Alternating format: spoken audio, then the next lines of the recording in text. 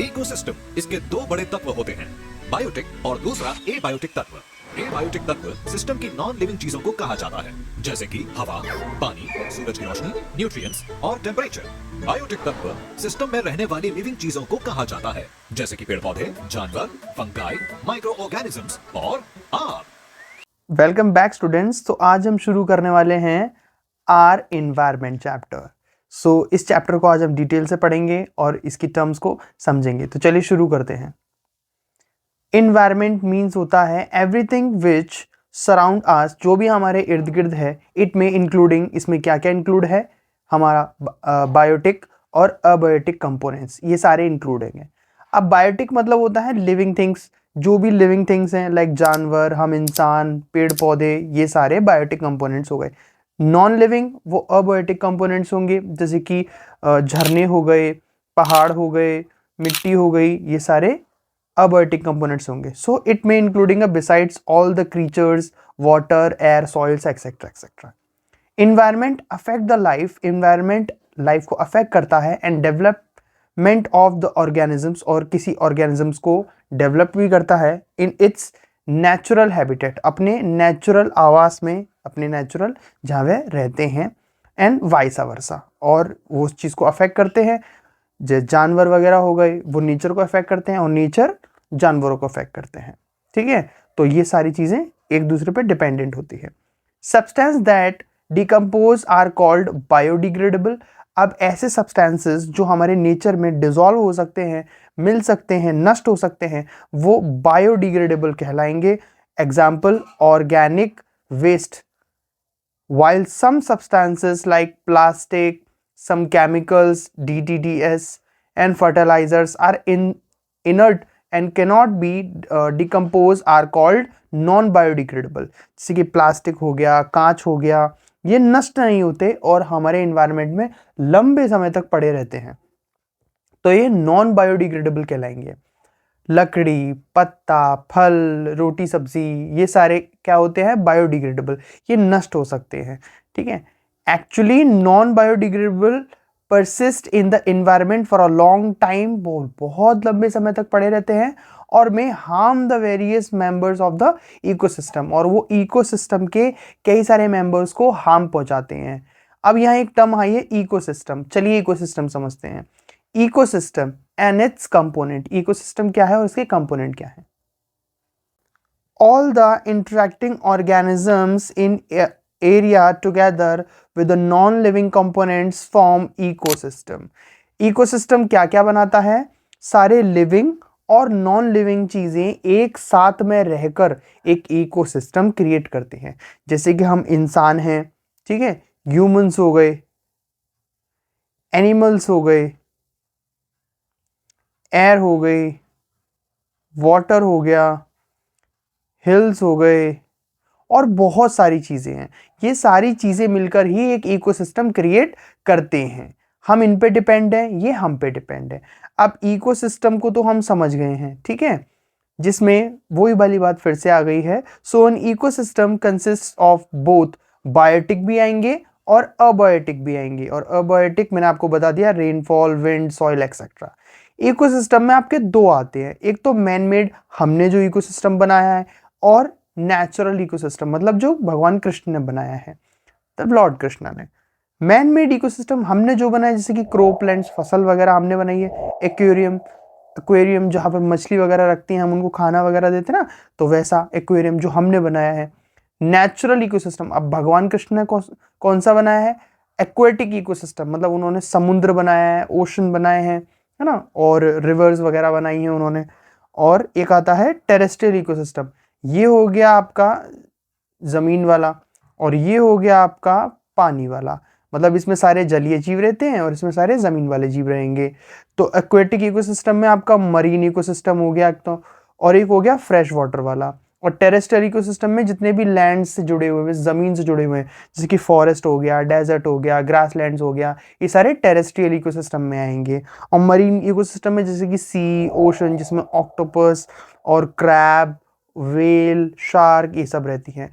Fresh water ecosystem जैसे कि river, lake, Pond's, pools, छोटे छोटे होते हैं ना, जिसमें फ्रेश वाटर होता है एक, वो वाला इकोसिस्टम हो गया, ठीक है। उसके अंदर भी जीव रहते हैं, इसके अंदर भी जीव रहते हैं, इसके अंदर भी और यहाँ भी जीव रहते हैं, ठीक है। बस ये है, इनको कैटेगराइज किया गया है इनके हैबिटेट के अकॉर्डिंग। आगे बढ़ते हैं। All living organisms are classified on the basis of the manner in which they survive in the ecosystem। जितने भी लिविंग ऑर्गेनिजम्स हैं उनको कैटेगराइज किया गया है जिस जिस तरह से वो सर्वाइव करते हैं, कैसे कैसे इकोसिस्टम में वो रहते हैं। These groups including, अब ऐसे में क्या है, जैसे प्रोड्यूसर्स, पहले आते हैं प्रोड्यूसर्स। कौन से होते हैं producers? All green plants, blue green algae can produce their food, sugar and starch from inorganic substances using light energy photosynthesis। जितने भी ग्रीन प्लांट्स या एल्गीज होती हैं ग्रीन, वो अपना खाना स्वयं बना लेती हैं, उनको किसी पे डिपेंड नहीं होना पड़ता, ठीक है। तो इसलिए उनको एज अ प्रोड्यूसर्स बोलेंगे। Consumers, including organisms which depends on the producers either directly or indirectly for their sustenance। In other words, consumers consumes the foods produced by producers। तो consumers like हम dependent हैं। हमें अगर कोई भी चीज़ खानी है ना, तो हमें या तो क्या करनी पड़ेगी, हमें उसकी खेती करनी पड़ेगी, ठीक है। या हमें जैसे अगर कोई, जैसे लाइक हम एनिमल्स वगैरह भी खाते हैं, ह्यूमंस, जो कि गलत बात है, नहीं खाने चाहिए, लेकिन उसके लिए भी फिर हमें उसको क्या करना पड़ेगा, मारना पड़ेगा, ठीक है। तो किल करना पड़ेगा। तो मतलब सिंपल सी बात है, हमें खाने के लिए किसी को मारना पड़ेगा, है ना। या हमें अगर हम वेजिटेरियन हैं तो हमें खेती बाड़ी करनी पड़ेगी। तो मतलब हमें डिपेंड ही होना पड़ेगा। इसलिए हमें एज अ क्या बोलेंगे, कंज्यूमर बोलेंगे, कि हमें खाने के लिए डिपेंड होना पड़ता है, ठीक है। तो इंक्लूडिंग, अब हमें या तो हम डायरेक्ट होंगे या इनडायरेक्ट होंगे for their sustenance. In the other words, consumers consume the foods produced by producers. तो प्रोड्यूसर्स के द्वारा जो फूड प्रोड्यूस किया जाता है वही कंज्यूमर्स कंज्यूम करते हैं। जैसे कि पेड़ क्या है, जो छोटे छोटे पौधे वगैरह, ये सारे क्या होते हैं, ये सारे प्रोड्यूसर्स होते हैं। अब ये क्या लगाते हैं, जैसे ये एक बैंगन लगा देंगे, ठीक है, और उस बैंगन को हम खाएंगे, है ना। तो हम क्या कर रहे हैं, हम प्रोड्यूसर्स के द्वारा प्रोड्यूस किए गए फूड को कंज्यूम करते हैं, इसलिए हम कंज्यूमर कहलाते हैं। अब कंज्यूमर की भी आगे आ जाती हैं कैटेगरी, जैसे कि हमने बचपन में पढ़ा भाई, हार्बीवोरस, कार्निवोरस और पैरासाइट्स वगैरह होते हैं, और ओमनीवोरस वगैरह होते हैं। तो हार्बीवोरस जो सिर्फ घास फूस खाते हैं, या जो वेजिटेरियन होते हैं। कार्निवोरस जो फ्लैश वगैरह खाते हैं, मीट मांस खाते हैं, जैसे कि टाइगर, लॉयन एक्सेट्रा। इसके बाद parasites, living and feed on the host of the body, जो किसी भी जानवर पे या किसी इंसान पर रहकर और वहाँ से अपना पोषण प्राप्त करते हैं, जैसे कि मच्छर हो गया, या हमारे सर में जूं हो जाती हैं, वो होते हैं। तो हम उनके लिए एज अ होस्ट हो जाते हैं, और वो हमारे ऊपर रहकर अपना न्यूट्रिशन एक्वायर करते हैं बिना हमें नुकसान पहुँचाए। इसके बाद ओमनीवोरस होते हैं, है ना, जो कि क्या है, दोनों खा लेते हैं, लाइक फ्लैश मतलब मांस भी खा लेते हैं, और वेजिटेरियन भी होते हैं और वेज भी खा लेते हैं। जैसे कि हम इंसान वेज भी खा लेते हैं और नॉन वेज भी खा लेते हैं, इसलिए हमें ओमनीवोरस बोला जाएगा, ठीक है। तो ये थे कंज्यूमर्स के कुछ टाइप्स। आगे बढ़ते हैं। डिकम्पोजर्स बेसिकली हमारे इकोसिस्टम के क्लीनर्स भी हो सकते हैं, उनको हम एज अ क्लीनर कह सकते हैं। Fungi, bacteria which break down the decompose the dead plant, animals, complex foods into a simpler one. Thus the decomposers helps in the replenishment of the natural resources। तो ये decomposers कौन होते हैं, जिससे कि कोई भी हार्ड सब्सटेंस, कोई भी कॉम्प्लेक्स सब्सटेंस होगा, उसको सिंपल सब्सटेंस में कन्वर्ट करके और उसको नस्तनाबूद कर देते हैं, उसको ख़त्म कर देते हैं, डिस्ट्रॉय कर देते हैं, उसको क्लीन कर देते हैं। जैसे कि हम देखते हैं कि कोई भी एनिमल किसी जंगल में मर जाता है तो बहुत समय तक पड़ा रहेगा उसी जगह पर, तो उसके अंदर इल्लियाँ आ जाती हैं, इल्लियाँ छोटे छोटे ऐसे कीड़े होते हैं, वो आ जाते हैं। तो वो बेसिकली डिकम्पोजर्स ही होते हैं, और वो उस कॉम्प्लेक्स बॉडी को छोटे छोटे छोटे छोटे टुकड़ों में तोड़कर, मतलब उसको डिकम्पोज कर कर उसको नष्ट कर देती है, और एट द एंड उसको पूरा खा जाती हैं और ख़त्म कर देती हैं। मतलब पूरी डेड बॉडी को वो साफ कर देते हैं, क्लीन कर देते हैं एनवायरनमेंट में से, ठीक है। इसके बाद अब कुछ फूड चेन्स होती हैं, फूड चेन्स जैसे कि डिपेंडेंट होते हैं, फूड चेन्स मतलब, ठीक है, जैसे कोई एक जानवर किसी दूसरे जानवर पर डिपेंड होता है, तो इनकी पूरी की फूड चेन होती है। Food chain refers to an arrangement of the different biotic groups in a sequence of energy transfer, sorry for the spelling, and these biotic groups are produce herbivorous carnivorous. तो ये जो producers होते हैं, these biotic groups are producers क्या, कैसे, हार्बिवोरस या तो vegetarian या carnivorous non vegetarian.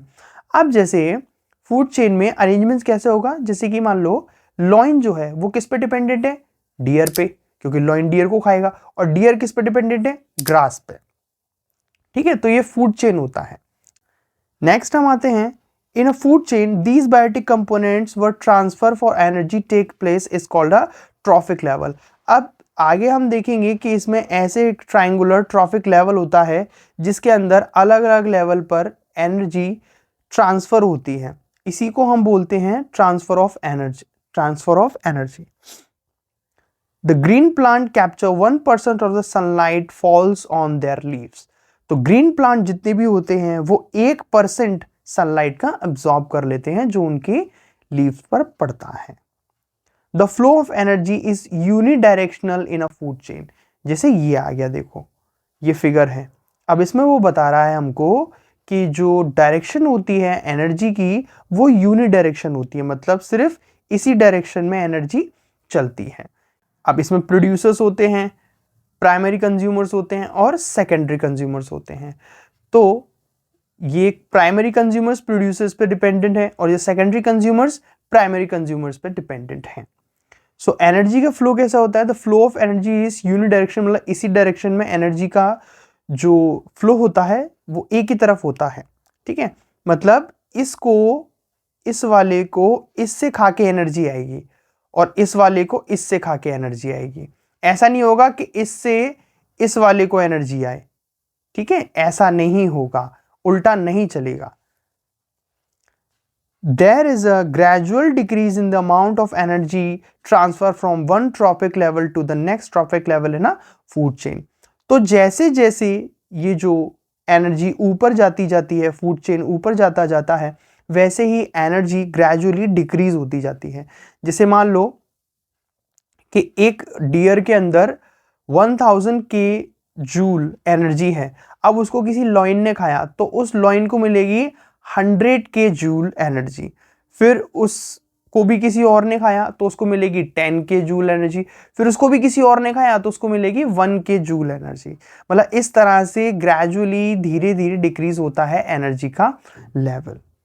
I hope आपको समझ में आ रहा होगा। ठीक है, so the only 10% energy is transferred to the next trophic level while the 90% of energy is used by the present trophic level in its life process। तो 10% ही आगे transfer होती है, बाकी की 90% उसके लाइफ प्रोसेस में इस्तेमाल हो जाती है किसी भी ऑर्गेनिजम्स के। Next, while the concentration of the harmful chemicals increase with every next trophic level in a food chain, it is called a biomagnification। For example, जिसे मान लो कि ग्रास है और ग्रास के अंदर 10 ppm मतलब पार्ट्स पर मिलियन DDT है, मतलब ये केमिकल है, हार्मफुल केमिकल्स हैं उस ग्रास के अंदर। अब उस ग्रास को किसी डियर ने खा लिया तो वो जो 10 ppm जो हार्मफुल केमिकल्स है ना, वो डियर के अंदर जाके 200 ppm हो जाएंगे, मतलब मल्टीप्लाई हो जाते हैं, डबल हो जाते हैं। फिर उस डियर को अगर किसी लॉइन ने खा लिया तो वही 200 ppm बढ़कर 5000 ppm हो जाएंगे। फिर उस लॉइन को अगर किसी ने खा लिया तो उसके अंदर और ज्यादा मल्टीप्लाई हो जाएंगे और एट द एंड ये क्या हो जाएगा, जो भी लास्ट खाएगा उसकी हो जाएगी डेथ। क्योंकि ऐसे ही इन हार्मफुल केमिकल्स का मल्टीप्लाई होते होते होते होते एट द एंड जो उसको खाता है उसको उसकी डेथ हो जाती है, क्योंकि वो जो हार्मफुल केमिकल्स हैं वो ग्रेजुअली खुद को मल्टीप्लाई करते हुए आगे बढ़ते जाते हैं और एट द एंड जो उसको खाता है उसके अंदर जाके उसको डिस्ट्रॉय कर देते हैं। इसको बोलते हैं बायोमैग्निफिकेशन। जैसे पानी के अंदर अगर कुछ पार्ट्स पर मिलियन बैक्टीरिया या हार्मफुल केमिकल्स हैं, अब वो किसी मछली ने तो वो आ जाते हैं प्लैंक्टन्स के अंदर। अब उस प्लैंक्टन्स को मछलियों ने खा लिया तो वो आ जाएंगे फिर मछली के अंदर। उस मछली को फिर किसी और बड़ी मछली ने खा लिया तो वो उसके अंदर और अंदर आ जाएंगे, ये DDT है ना। और फिर उसको किसी और बड़ी मछली ने खा लिया तो उसके अंदर और आ जाएंगे। फिर उस बड़ी मछली को किसी इंसान ने खा लिया तो वो he can be dead, he can be die. So maximum concentration of such chemicals accumulated in a human bodies. तो human bodies में accumulate हो जाते हैं.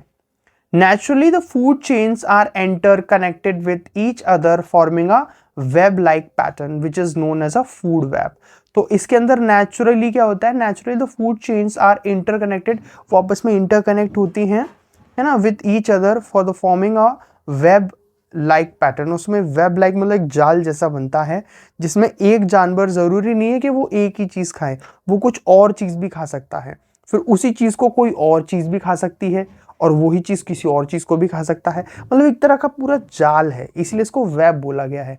काफी सारी चीजें, लाइक इट्स नॉट नेसेसरी कि एक चीज को एक ही चीज खाएगी, उसी चीज को कोई और भी खा सकता है. ठीक है, तो ये पिक्चर डाल दे रहा हूं, इसी को बोलते हैं हम food web. The loss of energy at each step trophic level is very high. ऊंचा होता जाता है. So very little amount of energy remains after 4th traffic level. तो जो चौथे ट्रॉफिक लेवल पर जब हम जाते हैं तो उस पर बहुत ही कम अमाउंट में एनर्जी बचती है. ठीक है, पहले प्रोड्यूसर्स, फिर प्राइमरी कंज्यूमर्स, फिर सेकेंडरी कंज्यूमर्स, ऐसे बढ़ते जाते हैं. There are generally a big population at a lower trophic level. तो जो लोअर ट्रॉफिक लेवल होता है उस पर ज़्यादा बड़ी पॉपुलेशन मानी जाती है. For example, the population of the producers is higher than the consumer carnivorous population. तो जो प्रोड्यूसर्स की जो पॉपुलेशन है वो लाइक हार्बीवोरस, तो वो कार्निवोरस से ज़्यादा होती है, मतलब मीट मांस खाने वालों से ज़्यादा होती है. ठीक, I hope you are getting my point. Next हम आ जाते हैं इन्वायरमेंटल प्रॉब्लम्स. अब environmental problems like what? Changing in the environment affect us. तो पर्यावरण का बदलना हमें प्रभावित करता है, एंड आर एक्टिविटीज, और हमारे क्रियाकलापों को. Change the environment around us. This leads to the slow degradations of the environment. अब ये धीरे धीरे environment को नष्ट कर रहा है, and that arose many environmental problems. और ये बहुत सारे पर्यावरण दिक्कतें पैदा कर रहा है. Depletion of the ozone layer. अब ओजोन क्या होता है? ओजोन एक तरह की लेयर होती है जो हमारे पृथ्वी के इर्द गिर्द है, जो हमें सन की अल्ट्रावायलेट रेस से बचाता है. और अगर सन की अल्ट्रावायलेट रेस सीधे आएंगी तो हम झुलस जाएंगे और हमारी डेथ भी हो सकती है, और हमें कई टाइप के स्किन कैंसर्स और बहुत सारी प्रॉब्लम्स देखने को मिल सकती हैं. सो ये हमारे लिए एक like it is a protecting blanket for us. And waste disposal. तो पहले हम ये पढ़ लेते हैं कि डिप्लेशन ऑफ ओजोन लेयर, कि ओजोन लेयर का डिप्लेशन कैसे हो रहा है. उसके बाद में हम पढ़ेंगे waste disposal. Depletion of ozone layer. Ozone O3 मतलब ऑक्सीजन के एलिमेंट्स, ऑक्सीजन के एटम्स मिलकर ही ओजोन बनाते हैं. ठीक है, is a largely found in the stratosphere. ये एक लेयर होती है, एटमॉस्फेयर, बायोस्फेयर ऐसे करके, stratosphere, which is a part of our atmosphere from 12 kilometres to 50 kilometres above the sea level. तो सी लेवल से 12 किलोमीटर से 50 किलोमीटर तक. Ozone is a deadly poison at the ground level. Ground level पर ये बहुत ज़्यादा खतरनाक है और डेडली है. Ozone is formed as result of the following photochemical reaction. ये एक फोटोकेमिकल रिएक्शन के थ्रू बनती है. फोटोकेमिकल मतलब लाइट वगैरह से. तो O2 जो होती है, जब इसके ऊपर लाइट पड़ती है, ठीक है, तो ये ऐसे दो में स्प्लिट हो जाती है. Splitting of the molecular oxygen. तो ऐसे ऑक्सीजन दो में स्प्लिट हो जाती है. अब इसके अंदर से जो एक मॉलिक्यूल जो होता है ऑक्सीजन का, वो इसके साथ में कंबाइंड होकर ओजोन गैस बनाता है. Ozone layer is a protective blanket around earth which absorb most of the harmful UV ultraviolet radiations of the sun, thus protect the living beings of the earth from health hazards like skin cancers, cataract in eyes, weakened immune systems, destructions of the planets, etc. तो ये सारी प्रॉब्लमों से हमें UV रे से हमें बचाता है जो ओजोन है. Decline of the ozone layer thickness in Antarctica was firstly discovered in 1985. तो 1985 में अंटार्कटिका में पहली बार ये ओजोन लेयर की थिक लेयर देखी गई थी. Was turned as a ozone hole, जिसको आगे नाम ओजोन होल दिया गया था. नेक्स्ट हम बढ़ते हैं आगे. रीजन ऑफ ओजोन डिप्लेशन, इसका रीजन क्या है? Excessive of use of CFC chlorofluorocarbon नाम की एक जो गैस होती है, a synthetic inert chemicals, example Freon, which are used as refrigerants and in fire extinguishers caused ozone depletion. तो ये जो गैस है, ऐसा बोला जा रहा है कि यही ओजोन डिप्लेशन का मेन रीजन बताया जा रहा है। In the upper atmosphere the single chlorine atoms can destroys dash ozone molecules. तो एक सिंगल क्लोरीन एटम इतने सारे ओजोन के मॉलिक्यूल्स को डिस्ट्रॉय कर रहा है। ये बेसिकली